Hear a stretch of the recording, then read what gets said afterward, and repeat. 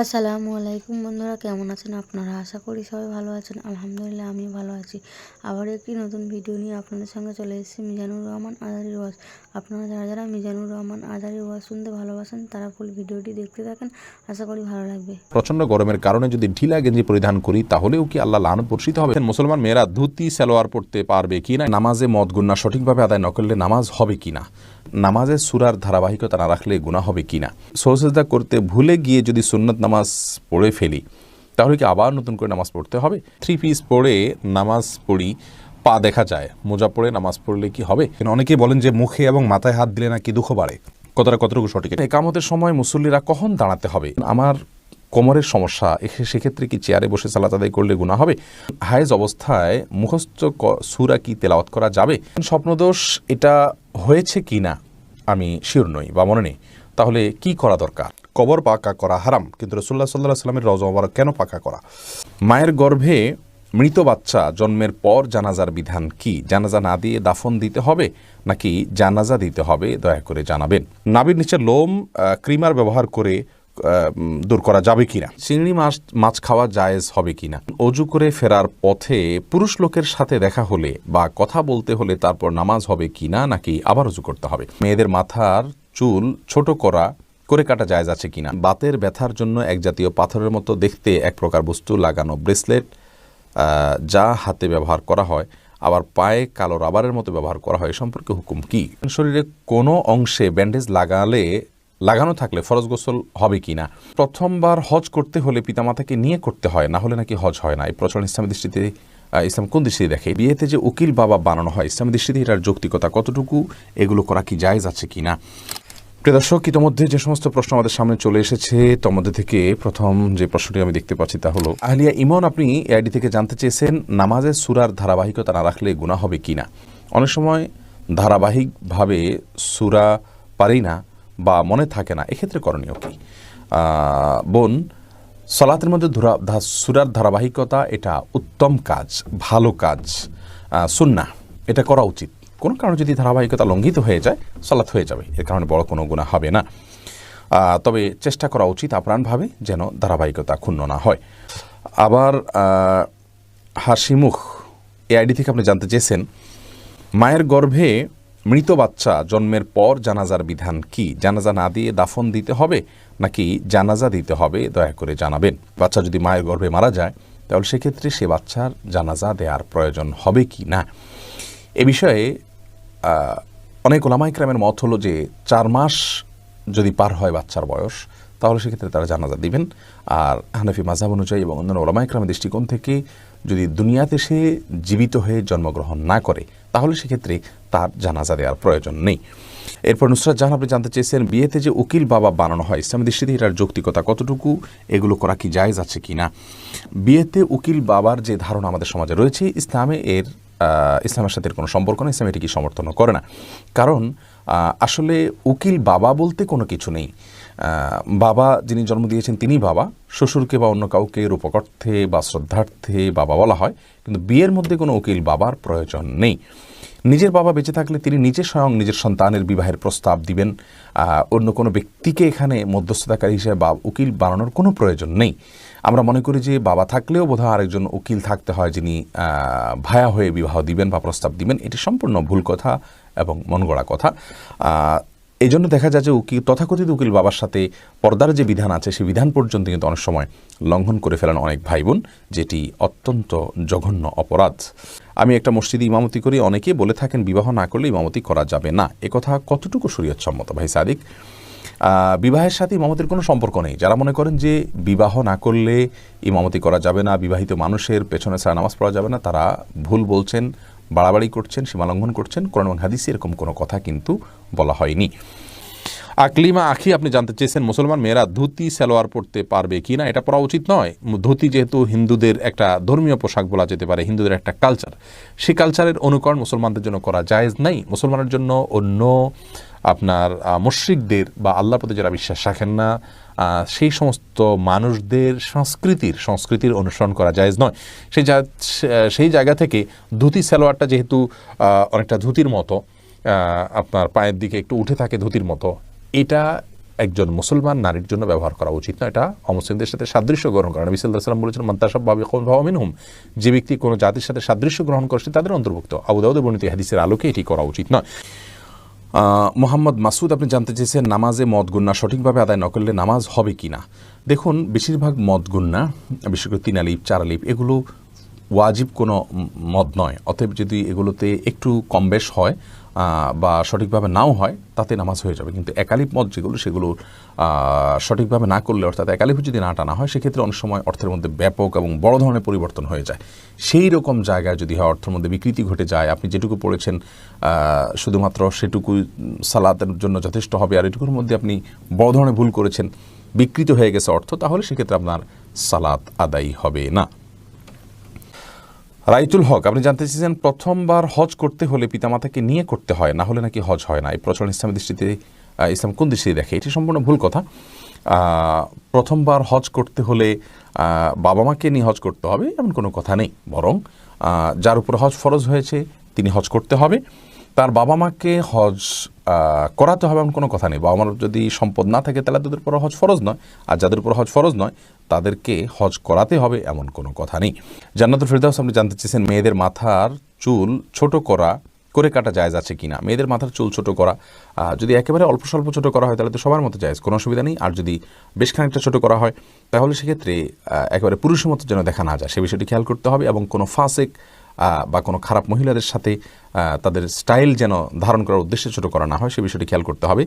উম্মুল মুমিনিনদের কেউ মাথার চুল ছোট করেছেন, প্রয়োজনের প্রেক্ষিতে সেটি করা যেতে পারে। আরেফিন আহমেদ সাগর আপনি জানতে চাইছেন চিংড়ি মাছ খাওয়া জায়েজ হবে কি না। জি, চিংড়ি মাছ খাওয়া জায়েজ আছে। এটাকে একসময় আলেমরা মাকরুহ বলতেন, এখন কেউই এটাকে আর মাকরুহ বলেন না, কারণ এটিও এক প্রকারের মাছ, যার কারণে এটি সম্পূর্ণ জায়েজ এবং হালাল। তানিয়া ইসলাম আপনি জানতে চেয়েছেন অজু করে ফেরার পথে পুরুষ লোকের সাথে দেখা হলে বা কথা বলতে হলে তারপর নামাজ হবে কি না, নাকি আবার অজু করতে হবে। না বোন, কোনো পুরুষ লোকের সাথে অজু করার পর যদি দেখা হয় বা কথা হয় তাতে আপনার অজু ভঙ্গ হবে না। অজু ভঙ্গ হওয়ার সাথে এর কোনো সম্পর্ক নেই।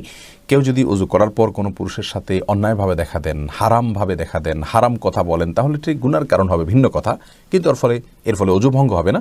অজু ভঙ্গ হওয়ার সাথে অজু ভঙ্গকারী বিষয়গুলোর সম্পর্ক, যেমন অপবিত্র কোনো কিছু শরীর থেকে বের হলো কিনা, ঘুমালেন কিনা, অজু ভঙ্গের কোনো কারণ পাওয়া গেল কিনা, এর সাথে হলো অজু ভঙ্গের সম্পর্ক। এরপরে কাজী রিয়াদ আপনি জানতে চেয়েছেন বাচ্চারা অনেক সময় নিজের ছায়ার সাথে খেলা করে, এদিকে কোনো ক্ষতির সম্ভাবনা আছে? না, বাচ্চারা নিজের ছায়ার সাথে খেলা করলে এর জন্য বিশেষ কোনো ক্ষতির কথা আছে বলে আমার জানা নেই। ইসরাত আলিজা আপনি জানতে চেয়েছেন শরীরে কোনো অংশে ব্যান্ডেজ লাগানো থাকলে ফরজ গোসল হবে কি না। যদি কোনো অংশে ব্যান্ডেজ লাগাতে হয়, ব্যান্ডেজ করাটা তার জন্য ক্ষতিকর হয়, অসুবিধার হয়, তাহলে সেক্ষেত্রে যে অংশে ব্যান্ডেজ লাগানো আছে ওই অংশ বাদে বাকি অংশে আপনি পানি ঢেলে যদি ধৌত করেন আর ব্যান্ডেজের উপরে শুধু ভিজা হাত দিয়ে মুছে নেন তাহলে আপনার গোসল হয়ে যাবে। আর যদি ব্যান্ডেজটা এরকম জায়গায় হয়, কথার কথা পেটে বড় করে ব্যান্ডেজ আছে, তাহলে সেক্ষেত্রে আপনি উপরের অংশে কোনোভাবে পানি দিতে পারছেন না, দিলেই ব্যান্ডেজ ভিজে যাবে, তাহলে সেক্ষেত্রে আপনি অবশ্যই তায়াম্মুম করে সালাত আদায় করতে পারবেন। সোহেল রানা সুজন আপনি জানতে চেয়েছেন বাতের ব্যথার জন্য এক জাতীয় পাথরের মতো দেখতে এক প্রকার বস্তু লাগানো ব্রেসলেট যা হাতে ব্যবহার করা হয় আবার পায়ে কালো রাবারের মতো ব্যবহার করা হয়, সম্পর্কে হুকুম কি? ভাই সোহেল, এই জাতীয় ব্রেসলেটের কোনো বৈজ্ঞানিক কোনো ব্যাখ্যা আছে কি না যে এটি মানুষের শরীরে বাতের ব্যথাকে দূর করে? যদি থাকে তাহলে এটি ব্যবহার করা যেতে পারে, এবং যদি বৈজ্ঞানিক কোনো ব্যাখ্যা না থাকে, এর যৌক্তিক কোনো লজিক্যাল কোনো কারণ না থাকে, নিছক এটি একটা ধারণা মানুষের থাকে, তাহলে সেক্ষেত্রে এটি ব্যবহার করা জায়েজ হবে না। এমনি সোহাগ ইসলাম জানতে চেয়েছেন 4 রাকাত সুন্নত নামাজে প্রত্যেক রাকাতে সূরা ফাতিহার পর কি সূরা মিলাতে হবে? সুন্নত নামাজ হলে প্রত্যেক রাকাতে মিলাবেন। মাহবুবা খানম লাকি আপনি জানতে চেয়েছেন সহসেজদা করতে ভুলে গিয়ে যদি সুন্নত নামাজ পড়ে ফেলি তাহলে কি আবার নতুন করে নামাজ পড়তে হবে? জি, আবার নতুন করে পড়তে হবে। সিজদা সহু যদি ওয়াজিব হয়, আপনার কোনো ওয়াজিব ছুটে থাকে তাহলে সিজদা সহু দিতে হবে। সিজদা সহু যদি আপনি না দেন তাহলে ওয়াজিব তরক করলেন, আর ওয়াজিব তরক করলে কিন্তু আপনার সালাতের ফরজ বা দায়িত্ব যেটা, সে দায়িত্বটা যথাযথভাবে আদায় হলো না। এমনি মাহবুর রহমান জানতেছেন একামতের সময় মুসল্লিরা কখন দাঁড়াতে হবে? একামতের সময় মুসল্লিদের নির্দিষ্ট কোনো বাধ্য করে দেওয়া হয়নি যে এই সময় দাঁড়াতে হবে। আমরা অনেকে মনে করি যে কামাতের সালাহ বললে তখন দাঁড়াতে হবে, অথবা হাইয়া আলাস সালাহ হায়াল ফালা বললে তখন দাঁড়াতে হবে, এরকম কোনো কিছু কিন্তু আবশ্যক নয়। একামতের শুরুতে বা মাঝে যে কোনো পর্যায়ে মুসল্লি দাঁড়াতে পারবেন। রিমা আখতার আপনি জানতে চাচ্ছেন পায়ের সমস্যা, তাই টেবিলে বসে নামাজ পড়ি, আমি কি আরেক টেবিলে সিজদা দিতে পারবো? পায়ের সমস্যা হলে আপনি টেবিলে বসে যদি নামাজ পড়েন, আরেক টেবিলে সিজদা দেওয়ার কোনো প্রয়োজন নেই। আপনি যেখানে বসে সালাত আদায় করছেন তার বরাবর ফ্লোরে যদি আপনি সিজদা করতে সক্ষম হন ভালো। যদি আপনার শারীরিক অবস্থার কারণে সেটি আপনি করতে না পারেন, চোখের অপারেশন হয়েছে অথবা আপনি মেরুদণ্ডের সমস্যা রয়েছে, আপনি মানে পিঠ ভাঙতে পারেন না, সিজদা করতে পারেন না, তাহলে সেক্ষেত্রে আপনি যে অবস্থা আছেন সেই অবস্থায় বসে জাস্ট কিছুটা ঝুঁকে রুকু আর আরেকটু বেশি ঝুঁকে সিজদার নিয়ত করবেন, তাতে আপনার সালাত আদায় হয়ে যাবে। অনেকে এটা করেন যে একটা চেয়ারে সালাত আদায় করছেন, কথার কথা চেয়ারের সামনে একটা টুল রেখেছেন, টুলে তিনি সিজদা করছেন। ফ্লোরে সিজদা যদি না করেন তাহলে টুলে সিজদা করার কষ্ট করার কোনো প্রয়োজন নাই, তিনি ইশারা করেই সালাত আদায় করলে হয়ে যাবে। এমডি ইউনুস আলী টনি আপনি জানতে চেয়েছেন হায়েজ অবস্থায় মুখস্থ সূরা কি তেলাওয়াত করা যাবে? মাসিক অবস্থায় এবং প্রসব পরবর্তী ব্লিডিংয়ের সময় কোরআন তেলাওয়াত করা যাবে কি না, এটা নিয়ে ওলামায়ে কেরামের মত পার্থক্য রয়েছে। জমহুর বা সংখ্যাগরিষ্ঠ ওলামাদের মত হলো এ অবস্থায় কোরআন তেলাওয়াত করা যাবে না। কারণ রাসূল আকরাম সাল্লাল্লাহু আলাইহি সাল্লাম গোসল ফরজ হওয়া অবস্থায় কোরআন তেলাওয়াত করতে নিষেধ করেছেন, আর এটিও গোসল ফরজ হওয়ার অবস্থা, যার কারণে এই সময় কোরআন তেলাওয়াত করা যাবে না। সম্প্রতি বিন বাজ ইবনে উসাইমিন রাহিমাহুল্লাহ তারা সহ আরব বিশ্বের কোনো বা অনেক ওলামায়ে কেরাম বলছেন যে এটি করা যাবে। নিরাপদ হলো না করা এবং তেলাওয়াত শোনা যেতে পারে। হালিমা বেগম জানতে চেয়েছেন গাছের মেহেদি পাতা কি পায়ের নখে দেওয়া যাবে? কোনো অসুবিধা নেই। অনেকে মনে করেন যে মেহেদি পাতা পায়ে দেওয়া যাবে না, যেটি দাড়িতে দিতে হয়, চুলে দিতে হয়, এমন কোনো কথা নেই। তেলও তো দাড়িতে চুলেতে দিতে হয়, পানিও তো আমরা মাথায় দিই, সেটা আবার পায়েও দিই। অতএব এটা কোনো কথা নেই, এমন কোনো কথা নেই যে মেহেদি পাতা পায়ে দেওয়া যাবে না, নখে দেওয়া যাবে না। এমডি শরীফ এবি আইডি থেকে আপনি লিখেছেন আমি একটু মোটা হওয়ার কারণে ওয়াশরুমে হাই কমোড ব্যবহার করতে হয়। হাই কমোড ব্যবহার করলে অনেক সময় সেই কমোডের পানি শরীরে লেগে যায়। এখন কি শুধু পানি দিয়ে শরীরের ওই স্থান পরিষ্কার করলেই শরীর পাক হয়ে যাবে? প্রথম কথা হলো যে হাই কমোড ব্যবহারের সময় যদি নিচ থেকে পানি ওঠে তাহলে সেক্ষেত্রে নাপাক আছে, সেই মিশ্রিত পানি ওঠার কারণে সেটা শরীরে লাগলে অবশ্যই নাপাক হবে। সেখানে আপনি স্প্রে দিয়ে যদি ধুয়ে ফেলেন ওই জায়গাটা, তাহলে সেক্ষেত্রে আপনার রানে বা যেখানে পানি লাগলো সেই জায়গাটা ধুয়ে ফেললে আপনার পাক হয়ে যাবে, কোনো অসুবিধা নেই। শারমিন আখতার আপনি জানতে চেয়েছেন স্বপ্নদোষ এটা হয়েছে কি না আমি শিওর নই বা মনে নেই, তাহলে কি করা দরকার? শুধু স্বপ্নে দেখেছেন কিন্তু কোনো ভিজা বা স্বপ্ন দোষের মাধ্যমে বীর্যপাত হয়েছে এরকম কোনো আলামত যদি আপনি না দেখেন তাহলে সেক্ষেত্রে আপনার গোসল ফরজ হয়নি। আপনি স্বপ্নে দেখেছেন বীর্যপাত হয়েছে, বাস্তবে বীর্যপাতের কোনো আলামত যদি খুঁজে না পান তাহলে আপনাকে গোসল করতে হবে না। আলামিন সোহেল আপনি জানতে চেয়েছেন শ্বশুর শাশুড়িকে মা বাবা বলা যাবে কি না? যাবে, রূপক অর্থে মা বাবা বলা যায়, প্রকৃত অর্থে বলা যাবে না। অর্থাৎ আপনার কাগজপত্রে, সার্টিফিকেটে, পাসপোর্টে, আইডেন্টিতে, বিভিন্ন জায়গাতে বাবার ঘরের জায়গায় যদি শ্বশুরের নাম, মায়ের ঘরের নাম জায়গায় আপনার শাশুড়ির নাম লেখেন তাহলে সেটি গুনাহের কারণ হবে। এরকম যদি না হয় তাহলে সেক্ষেত্রে নিছক বাবা বলতে সম্মানের দিক থেকে বাবার মতো, মা বলতে সম্মানের দিক থেকে মায়ের মতো বলা যেতে পারে। রাসূল আকরাম সাল্লাল্লাহু আলাইহি সাল্লাম তার নিজের সম্পর্কে বলেছেন যে তোমাদের জন্য আমি বিমানজারাতিল ওয়ালিদ, বাবার মতো।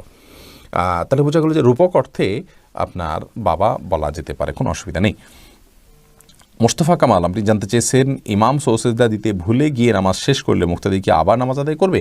মুক্তাদিতে ইমাম সাহেবকে স্মরণ করিয়ে দিবেন, লোকমা দিবেন, তাকবীর দিবেন, সুবহানাল্লাহ বলবেন। তাতে ইমাম সাহেব যদি মনে উঠে সেজদা সৌ দেন সালাম ফেরানোর পরেও পশ্চিম কিবলার দিকে ফেরা অবস্থায়, তাহলে তো আলহামদুলিল্লাহ সবাই সালাত হয়ে গেল। আর যদি ইমাম সাহেব আপনাদের চলেই গেছেন, পরবর্তীতে জানা গেল যে ইমাম সাহেব একটি ওয়াজিব তরক করেছেন, তাহলে সেক্ষেত্রে মুক্তাদি নিজের ওই সালাতকে আবার দোহরাইতে হবে।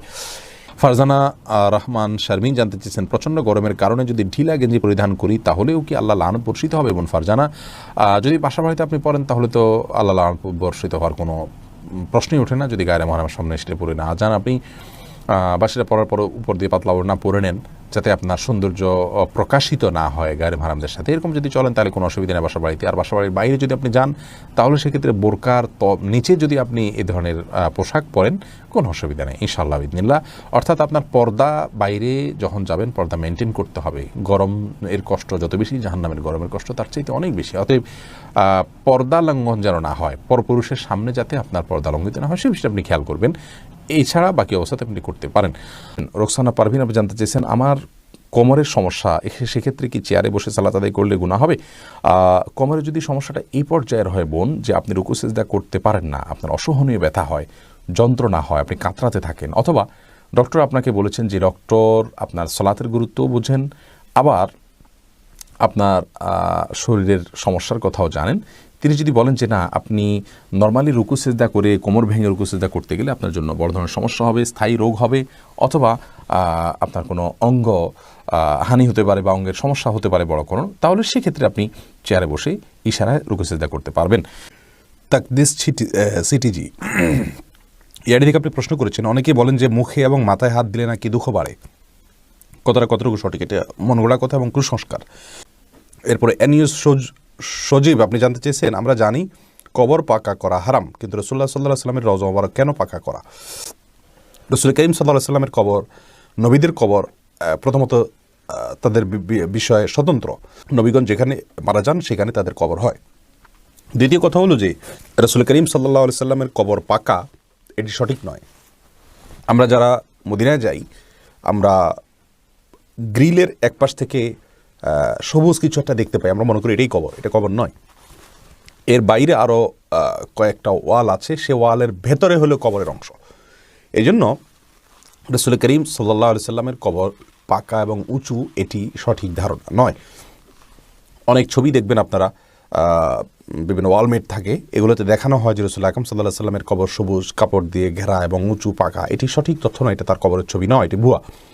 এবং এ বিষয়ে যদি মক্কা মদিনায় কেউ যান হজ বা উমরা করতে গিয়ে বা যে কোনোভাবে, মদিনায় মসজিদে নববীর মেহরাব বরাবর আন্ডারগ্রাউন্ডে যদি আপনি যান, তাহলে সেক্ষেত্রে আন্ডারগ্রাউন্ডের দ্বিতীয় অথবা তৃতীয় ফ্লোরে আপনি গেলে সেখানে দেখবেন যে একটা অথরিটি আছে, রাসূল আকরাম সাল্লাল্লাহু আলাইহি ওয়াসাল্লামের কবরের ভেতরকার অবস্থা কী সেটা তারা দেখিয়ে থাকেন ফিল্মের মাধ্যমে।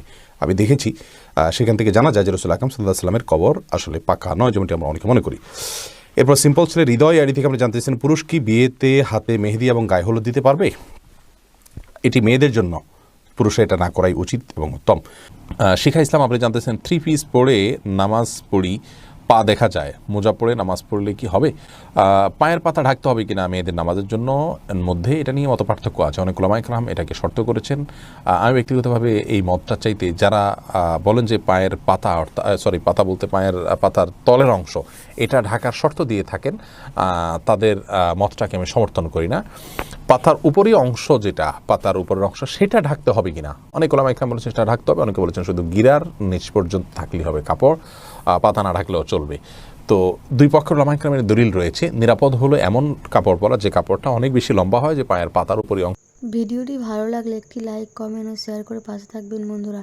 যারা শেষ পর্যন্ত ভিডিওটি দেখেছেন তাদের জন্য অনেক ভালোবাসা থাকলো বন্ধুরা।